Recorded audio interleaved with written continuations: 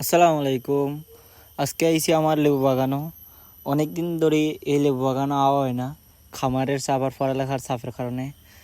তো আওয়ার পরে দেখি যে লেবু বাগানের এমন এক অবস্থা, লেবু ফাঁকিয়া অযত্নে অবস্থা খারাপ। তো আওয়ার পরে ফোন দিলাম বাসাত যে লেবু তো ফাঁকি গেছে, লেবু ফারাইয়া নেওয়া লাগবো। তো কইল যে শ্রমিকের অভাবে লেবু ফারাইতে পারেন না।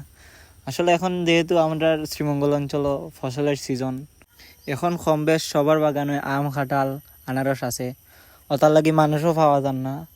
আর লেবুর বাজারও যেহেতু তেমন দাম নাই লেবুর, ও কারণে আর কি মানে লেবুর দিকে একটু গুরুত্বটা কম।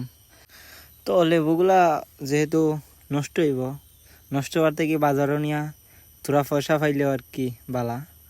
তো সবাই আমার লাগি দোয়া করবা, আর এখন নিয়মিত আপনারা ভিডিও দেওয়ার চেষ্টা করবো। সবাই চ্যানেলটা সাবস্ক্রাইব কইরা পাশে থাকবা। আসসালামু আলাইকুম।